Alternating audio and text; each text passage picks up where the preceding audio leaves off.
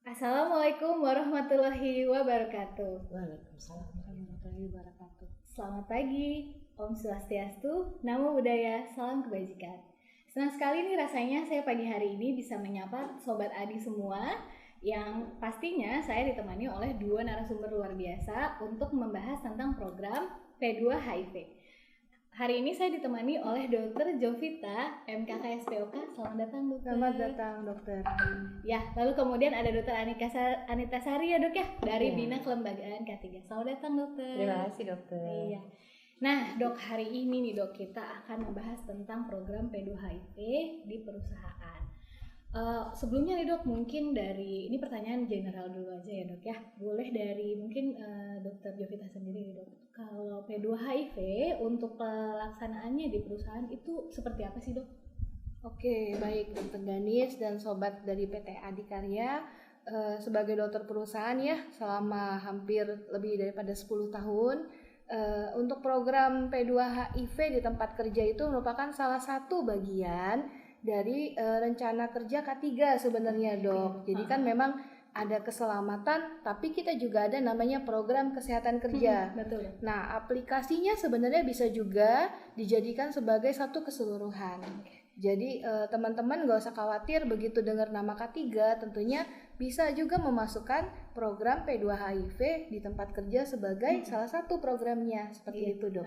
Iya, makasih dokter atas jawabannya. Nah, terus kalau dari pemerintah nih, Dok, kalau dari pemerintah sebenarnya pandangannya terkait program ini kepada perusahaan tuh gimana sih, Dok? Ya, baik. Terima kasih Dokter Denisha. Hai Sobat Adi, saya Dokter Anita, perwakilan dari Kementerian Ketenagakerjaan Republik Indonesia. Kalau kami dari sektor pemerintah, dalam hal ini Kementerian Ketenagakerjaan, untuk program pencegahan dan penanggulangan HIV/AIDS di tempat kerja itu adalah satu program yang sifatnya sudah mandatori atau wajib dilaksanakan oleh seluruh tempat kerja, all enterprises, di mana ini harus included dan juga komprehensif program bersama dengan K3.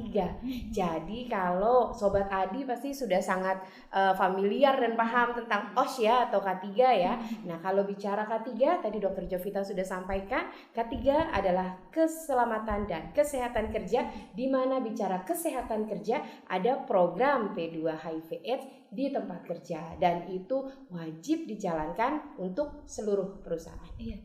Nah, kalau dari latar belakangnya sendiri kan, Dok ya, kalau kasus HIV sendiri kan memang di dunia itu ada sekitar 38,4 juta ya, Dok, kasusnya. Di Indonesia sendiri itu ada hampir 600.000 kasus dengan 80%-nya adalah usia produktif nih, Dok. Nah, cuman kan memang Adi sendiri itu PT Adi Persero sendiri memang tempatnya itu kan bukan hanya di Jakarta, tapi ada beberapa di tempat-tempat lain gitu, di daerah provinsi lain di seluruh Indonesia tersebar gitu ya, Dok ya. Nah, sebagai dokter perusahaan nih, Dok, bagaimana kiat-kiatnya nih, Dok, untuk meyakinkan perusahaan kalau ini tuh harus dijalankan oleh semua pihak gitu, Dok, program ini gitu. Oke, mungkin ya pertanyaannya baik sekali ya, Dokter Danisha ya, karena untuk bisa berjalannya satu program itu tentunya tidak cuma hanya peran dari si HSE officer, tidak hanya peran dari para medis atau dokter di site, di tempat kerja ya, di unit kerja. Peranannya itu harus seluruh perusahaan. Jadi untuk dapat satu program K3 berjalan, dalam hal ini P2 HIV AIDS di tempat kerja, tentunya harus ada langkah-langkah ya. Semuanya harus merasa memiliki program. Nah, satu hal kalau memang sudah semuanya mendapatkan pemahaman yang sama bahwa kesehatan pekerja ini akan meningkatkan produktivitas pekerja, bahwa pekerja ini adalah aset buat perusahaan. Kalau misalnya pandangannya sudah sama, maka semestinya program terkait kesehatan kerja termasuk P2 HIV AIDS di tempat kerja sebenarnya tidak sulit untuk dilakukan. Tambahan lagi sebetulnya dari pihak pemerintah, Kementerian Ketenagakerjaan Republik Indonesia sudah menerbitkan regulasi, petunjuk teknis gitu ya. Bahkan kabar yang terbaru nih dari Kementerian Ketenagakerjaan Republik Indonesia sudah ada pelatihan buat teman-teman di perusahaan. Misalnya kita belum tahu nih bagaimana cara membuat satu program. Nah, ini sudah ada pelatihan khusus yang didesain untuk teman-teman di tempat kerja. Step-stepnya akan seperti apa, dan ini pun menariknya ya dok, bisa dilakukan di meja ini dok. Jadi dokter tidak perlu kemana-mana, tim HRD, HSE, serikat tidak perlu kemana-mana, bisa di kantor. Nah tapi nanti jelasnya bisa tanya dokter Anita Sari. Sekalian nih dok, berarti monggo dok, mungkin bisa dijelaskan spill nih dok. Gimana dok maksudnya? Jadi bisa dikerjain di kantor tuh seperti apa ya? Baik, melanjutkan sebenarnya tadi betul Dokter Denisa sudah sampaikan bahwa di atas 70% ya atau sampai 80% kasus untuk kejadian HIV/AIDS itu di tempat di bagian produktif ya, di usia produktif ya, bahwa itu kasusnya itu banyak di usia produktif, yang mana kita tahu kalau bicara usia produktif pasti di tempat kerja. Betul. Sehingga tempat kerja itu adalah wilayah yang sangat strategis dalam penerapan program-program P2 HIV/AIDS di tempat kerja. Tadi pertanyaannya bagaimana sih dok buat program yang bisa dilaksanakan? Membuat program nggak usah terlalu jauh dulu outputnya, tetapi yang di depan mata. Jadi memang kita dalam hal ini Kementerian Ketenagakerjaan bekerja sama dengan ILO Jakarta, kemudian dibantu tim dari Perhimpunan Dokter Kesehatan Kerja Indonesia, kami merancang salah satu program untuk penerapan program P2 HIV/AIDS di tempat kerja, yaitu e-learning P2 HIV/AIDS di tempat kerja. E-learning ini metodenya bisa implementasikan di tempat kerja. Kenapa? Tadi kan Dokter Jovita sampaikan bisa kok dok di meja. Artinya begini, di awal ketika sudah terdaftar dalam e-learning program pencegahan dan penanggulangan HIV/AIDS atau kita sebut dengan P2 HIV/AIDS, maka biasanya nanti kita akan berikan satu modul itu nanti akan dipelajari oleh peserta ya, atau yang nantinya akan menjadi petugas P2 HIV/AIDS di tempat kerja, dipelajari dengan range waktu bisa 2 minggu sampai 1 bulan. Setelah itu kita akan ketemu untuk coaching. Jadi bicara mempelajari 2 minggu sampai 1 bulan, belajar itu kan bisa saat istirahat bekerja, membaca, dipahami sambil melihat apa sih yang mau didiskusikan nanti sama coachnya pada saat coaching. Kemudian setelah coaching akan ada tugas yang dibuat dan disusun. Setelah itu maka para petugas P2 HIV ini akan membuat program, dan programnya itu langsung diimplementasikan di tempat mereka bekerja. Jadi sangat implementatif dan bisa digapai oleh seluruh tempat kerja. Berarti sebenarnya nggak ada hambatan kalau jarak ya dok ya. Jadi maksudnya dari seluruh Indonesia pun sobat-sobat Adi itu bisa untuk bisa menjalankan program ini, karena dari pemerintah sendiri udah ada fasilitasnya yang mempermudah supaya meskipun mungkin tugasnya nih sobat Adi ada yang di IKN, ada yang di Sumatera, ada yang di pulau lain, di pulau. Nah itu tuh sebenarnya bisa. Yang penting adalah kemauan sendiri ya untuk menjalankan ini di unit kerja masing-masing dari teman-teman semua. Nah, terus nih dok, kan sebenarnya agak sulit ya, mungkin karena stigma ya dok ya. Jadi sebenarnya dok, bagaimana sih dok sebagai dokter perusahaan memposisikannya gitu, dokter Jovita ya, kita tuh untuk kerahasiaan medisnya gitu. Karena beberapa banyak yang concern, nanti kalau saya tes ketahuan nanti saya dipecat. Nah, dari pemerintah kan pasti ada regulasinya juga ya dok ya, untuk melindungi hak-hak pekerja gitu ya. Mungkin kalau dari dokter Jovita sendiri gimana dok untuk yang meyakinkan kepada semua sobat-sobat tadi di rumah nih kalau kerahasiaan medis tuh dijamin. Jadi ada dari segi dokter tuh kita ada gitu untuk menjaga rahasia medis dan tidak akan dibuka gitu. Gimana tuh dok? Oke. Ya ini dari beberapa kasus ya. Jadi sobat-sobat Adi mungkin ada yang mungkin merasa ini bicaranya topiknya ini masih jauh dari saya. Saya kan orangnya tetap aman gitu ya. Saya mungkin jauh lah dari hal-hal yang mungkin tertular. Tapi Sobat Adi, dari kami sebagai dokter perusahaan, ternyata hal terkait infeksi HIV itu sudah lebih dekat dari apa yang kita pikirkan. Jadi beberapa kali saya menemukan kasus positif di tempat kerja, pekerja masih aktif, posisinya memang kita tidak bisa menilai orang dari apa yang kita lihat secara kasat mata, maksudnya secara pandangan apa yang kita lihat bertemu sehari-hari. Kita pikir orangnya kerja sebelah kita nih gitu ya, oh dia orangnya seperti ini, tapi ternyata tidak selalu seperti itu. Saya menemukan kasus pekerja yang positif yang tidak pernah saya duga ternyata mempunyai hal lain selain di tempat kerja.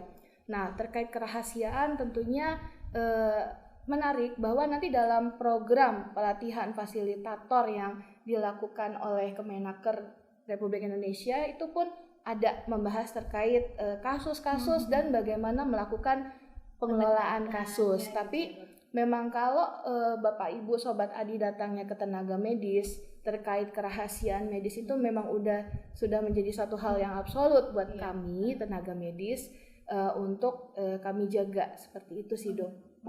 Ya, kalau tadi Dok dari pemerintah nih Dok, ini gimana Dok masalah stigma yang melekat gitu Dok? Apakah kira-kira nih kalau saya mau bikin di tempat kerja saya ini kerjasamanya sama siapa gitu? Mulainya tuh gimana dulu sih Dok? Ya baik, jadi kalau kita bicara program pencegahan dan penanggulangan HIV/AIDS dimulai dari membuat komitmen dari tempat kerja.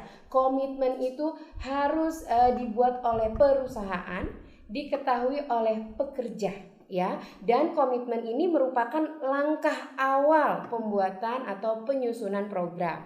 Kenapa? Cerita yang tadi. Apabila suatu perusahaan itu dia telah membuat suatu komitmen bahwa mereka tidak akan melakukan stigma dan diskriminasi kepada ODIF atau orang dengan HIV. Kemudian perusahaan tersebut melaksanakan VCT at Workplace atau Voluntary Counseling and Testing. Jadi pemeriksaan HIV/AIDS di tempat kerja. Setelah dilakukan pemeriksaan HIV/AIDS di tempat kerja, hasil dari VCT-nya akan diketahui oleh si pekerjanya saja, karena ini adalah rekam medis, artinya ini confidence ya.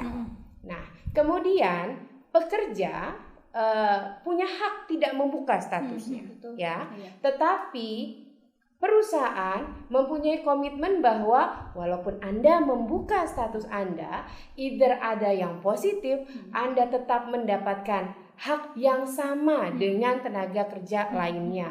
Kemudian Anda tidak akan mempengaruhi nih, jadi tidak mendapatkan promosi, tidak. Anda tetap mendapatkan kesempatan untuk mendapatkan promosi, Anda mendapatkan pelayanan kesehatan yang sama dengan pekerja lain, dan itu harus dibuktikan dengan kebijakan yang tertulis, disosialisasikan dan diimplementasikan. Sehingga ketika setelah pemeriksaan ada pekerja yang ternyata positif, dia akan dengan nyaman membuka statusnya ke orang yang dia percaya di tempat kerja.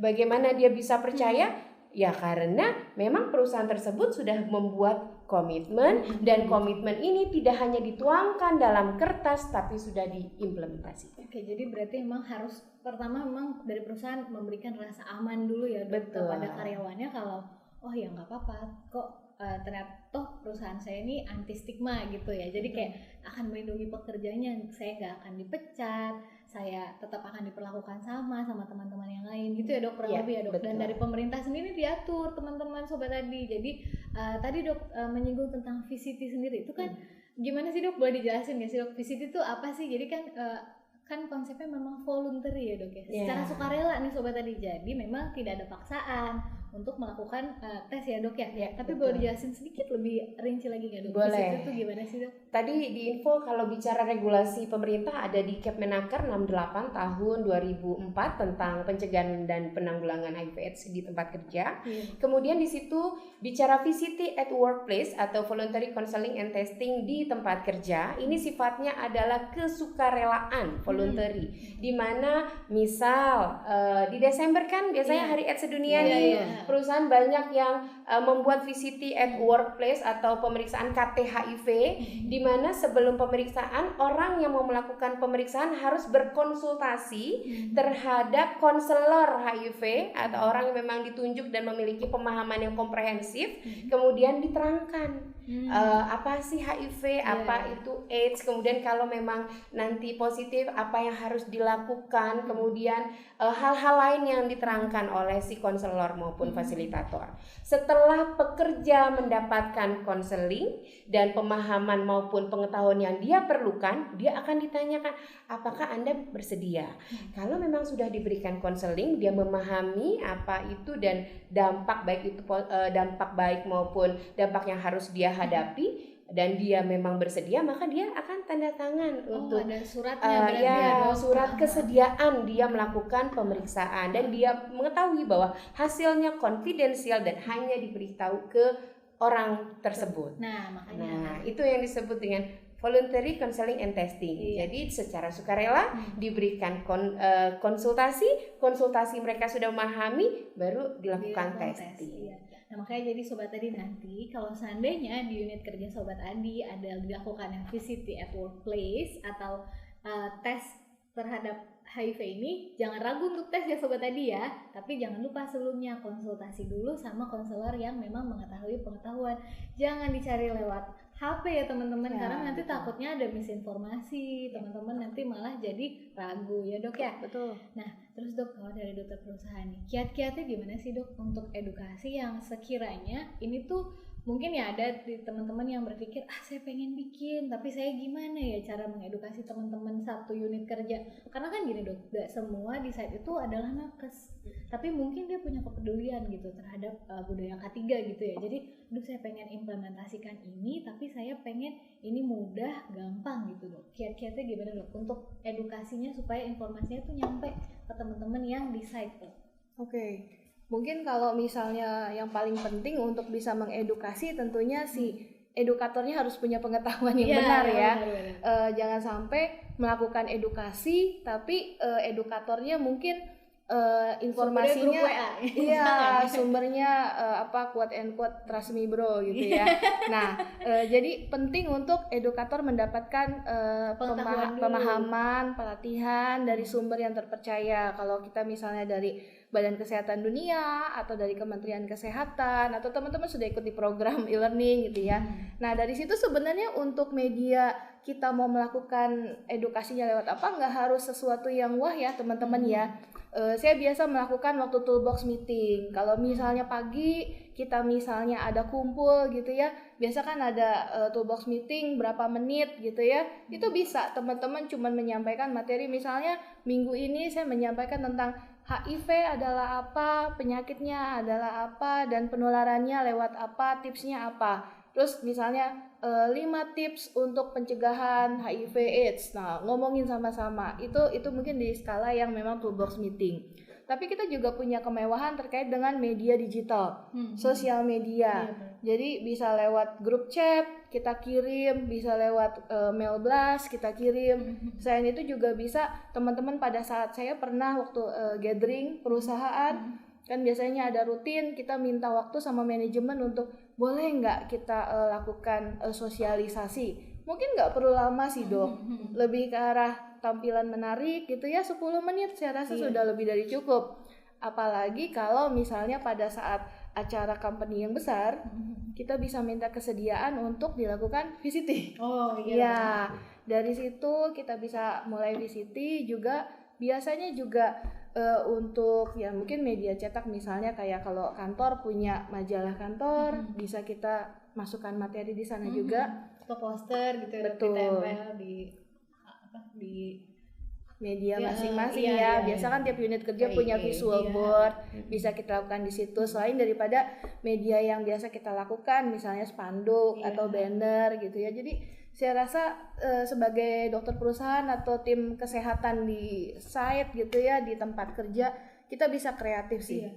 Oke, jadi tadi sudah disampaikan Dr. Jovita bahwa bicara sosialisasi, sekarang optimalisasi semua media cetak, media online dan lain-lain bisa di improve sekali. Dan mungkin sebelum masuk ke bicara kerjasama nih Sobat Adi dengan siapa sih yang harus Sobat Adi kerjasamakan, jangan lupa setelah disosialisasi diukur sosialisasinya sejauh apa membawa manfaat untuk perusahaan.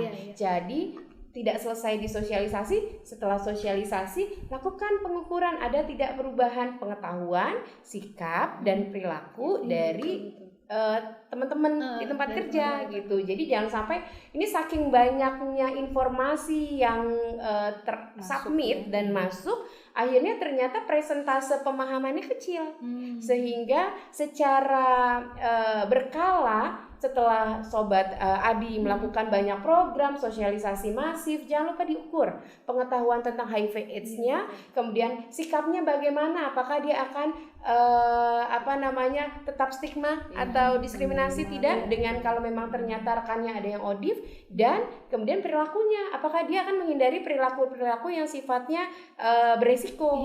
Nah, ketika ketiganya itu sudah mencapai yang sudah kita inginkan, berarti Sobat Adi sudah berhasil melakukan sosialisasinya.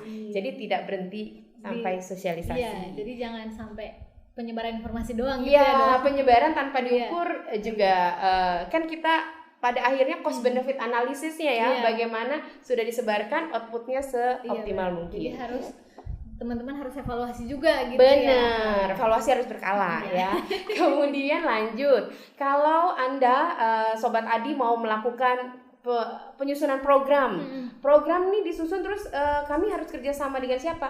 Untuk tim P2 HIV/AIDS, jelas kalau membuat program harus terkolaborasi dengan tim P2K3-nya. Itu wajib. Jadi itu sudah masuk dalam rangkaian kegiatan K3 di perusahaan. Ketika bicara ini P2K3, maka pembinanya adalah Dinas Tenaga Kerja provinsi. Karena kalau di kami sekarang Dinas Tenaga Kerjanya provinsi, tetapi memang ada UPTD, Unit Pelayanan Terpadu Daerah. Mungkin di beberapa kabupaten kota ada. Jadi ada UPTD dengan provinsi. Kemudian nanti sudah diinfokan nih oleh Dinas Tenaga Kerja untuk programnya, sudah disusun bersama.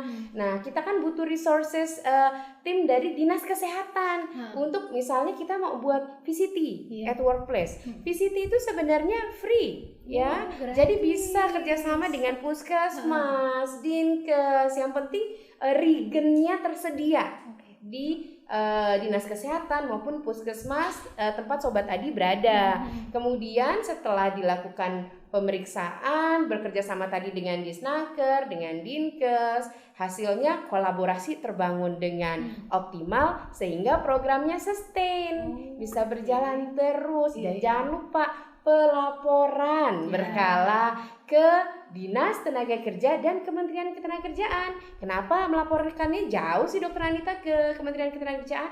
Jangan lupa kita punya HIV/AIDS Award atau penghargaan bagi perusahaan-perusahaan yang program pencegahan dan penanggulangan HIV/AIDS-nya berjalan dengan baik. Iya. Nah ini mungkin bisa masuk nih materinya ya Dok ya, tentang HIV/AIDS Award tadi. Iya betul. Ada kategori-kategorinya nggak sih Dok? Kalau ngomongin penghargaan semangat nih ya. Kategori ada Sobat Adi, tapi nggak usah khawatir dulu. Jangan nanti, aduh saya kayaknya nggak yakin nih saya akan terpilih atau tidak nih untuk award.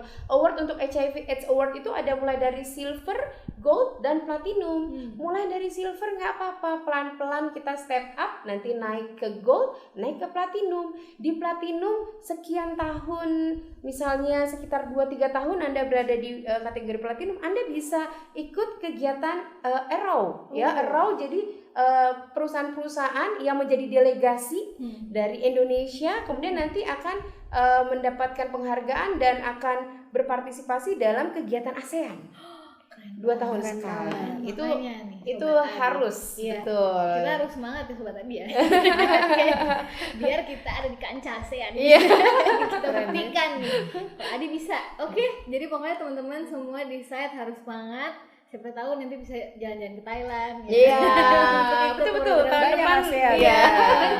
Kita kan nggak tahu, kita belum. Pokoknya optimis aja dulu. Saya mau tanya, misalnya Dok, kan ini ada peer educator ya Dok. Ada nggak sih Dok jumlah yang ideal? Misalnya karyawan sekian, paling nggak butuh sekian nih peer educator gitu, ada nggak Dok? Sebenarnya kalau dari pemahaman saya ya sejauh ini ya, memang jumlah yang ideal itu saya belum bertemu ya standarnya Dokter Anita Sari ya. Tapi kalau kita memikirkan kalau rasio lah ya, kita misalnya konsultasi tentunya harus bandingan juga. Kalau jumlah perusahaan karyawan di perusahaannya banyak, tentunya nggak cuma satu, gitu ya. Dan usahakan memang peer educator itu adalah orang yang memang mengerti tentang permasalahan P2HIV tempat kerja dan mempunyai ada skill sendiri. Karena peer educator itu bukan cuman melakukan sosialisasi gitu ya. Oh ini HIV adalah ini, tapi dia juga harus bisa menemani gitu ya, melakukan pendampingan juga gitu ya. Karena untuk ini kan kalau kita bicara tentang infeksi HIV itu adalah perjalanan yang cukup panjang. Tidak bisa kayak minum misalnya sakit tenggorokan, ternyata karena penyebab tertentu dilatih dengan obat tertentu selesai. Nah ini harus berjalan panjang, implikasinya makanya dari Kemenaker saya sangat berterima kasih karena banyak pekerja yang seperti Dokter Dani sampaikan mengalami stigma. Misalnya dia positif HIV, pasti orang-orang ada beberapa yang masih menstigma gaya hidupnya nggak benar. Padahal kalau kita lihat teman-teman di organisasi ODIF ya, mereka orangnya tuh bukan tertular dari gaya hidup yang mungkin dipikirkan seperti itu, tapi memang banyak sebab seperti itu. Nah, terus juga diskriminasi yang Dokter Anita Sari sampaikan di awal-awal, ada orang yang memang potensinya bagus ya. Kalau ada 3 kandidat gitu ya, itu dia tuh sama head to headnya. Tapi karena memang dia open status dia bahwa dia adalah ODIF, itu menjadi satu hal yang dipertimbangkan sehingga diskriminasi mungkin saja terjadi gitu. Nah ini yang memang hal yang penting untuk peer educator juga mengerti dinamika yang ada di perusahaan itu gitu. Jadi idealnya jumlahnya yang penting kalau saya rasa cukup, tapi mungkin 1 kalau perusahaannya memang tidak sepanjang ini standar minimal ada dulu lah gitu ya. Jadi kalau Sobat Adi wah susah ya misalnya searching gitu ya, lihat-lihat di internet peer educator standarnya wah kok tinggi banget nih persyaratannya, tapi cukup orang yang mengerti dinamika perusahaan, punya pengetahuan tentang P2HIV tempat kerja, saya rasa 1 pun sudah cukup. Yang penting ada dulu Sobat Adi ya. Betul. Dan ini juga pilihan atau. Jadi opsi sangat terbuka. Mungkin belum ada peer educator, bisa. Anda cukup petugas K3 HIV/AIDS yang seperti nanti setelah e-learning. Jadi sebenarnya perhitungan kalau ditanya, Dokter Anita kok nggak ada sih standarnya perhitungannya? Karena ini sangat aplikatif kalau minimal 1 saja untuk setiap perusahaan. Kemudian dia akan dibantu tim pelayanan kesehatan kerjanya, ada tim dokternya, ada tim nurse-nya dan lain-lain. Itu juga akan jadi semakin besar. Tapi minimal ada 1. Sama ini juga Dok, pertanyaannya mungkin teman-teman Sobat tadi juga mikirkan di site itu nggak semuanya nakes Dok. Apakah pelatihan ini harus nakes Dok? Nah seru ya. Jadi memang tidak semua ada nakes ya di unit-unit apalagi kalau misalnya unit-unitnya ternyata site-nya jauh, terpencil dan lain-lain. Jadi kalau kemarin pada saat e-learning ini memang kami mintanya adalah 1 ada tim nakesnya, kemudian yang kedua ada tim perwakilan dari perusahaannya dan juga tim K3-nya ya, tim K3-nya.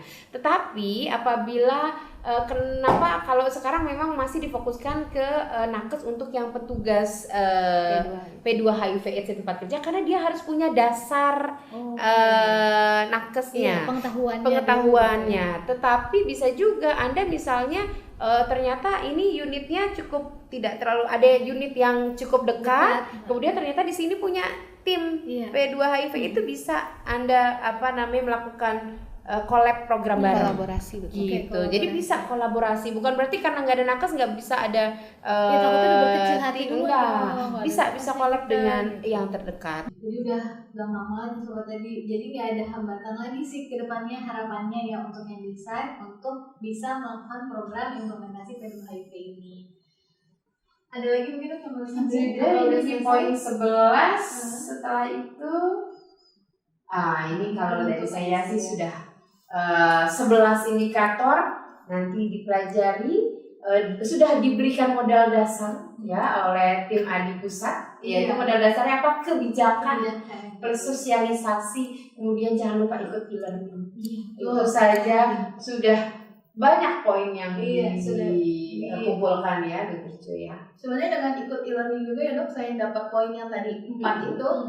Teman-teman sebenarnya nanti selesai e-learning juga sudah dapat dokumen-dokumen yang dibutuhkan untuk itu yang nanti waktu teman-teman ikut e-learning, teman-teman melakukan pembuatan dokumen 11 ini kan. Jadi udah modalnya udah banyak sebenarnya ya dok ya dari program-program ini. Ya mungkin sih kalau dari saya semoga sih ini udah cukup jelas ya dok. Terima kasih dok atas waktunya. Terima kasih Dr. Anita. Luar biasa sekali bahasan kita, daging banget nih ya. Isi banget ya, isi banget gitu ya. Saya juga pokoknya saya juga semangat gitu deh. Pokoknya semoga semangat kita hari ini bisa menular nih ke sobat-sobat Adi yang ada di rumah semua yang nonton. Untuk bisa memulai aja dulu gitu ya. Jadi kayak karena itu semua balik ke diri kita sendiri. Jadi jadilah cahaya buat lingkungan dimanapun kita berada di Sobat Adi. Yang penting kita harus bisa bermanfaat. Sekecil apapun usaha Sobat Adi, itu pasti akan bisa menjadi efek kupu-kupu untuk manfaat yang lebih luas lagi gitu ya Sobat Adi ya. Dan saya sih sekian dulu ya. Wabillahi taufiq wal hidayah. Terima kasih dokter atas waktunya. Wassalamualaikum warahmatullahi wabarakatuh. Waalaikumsalam.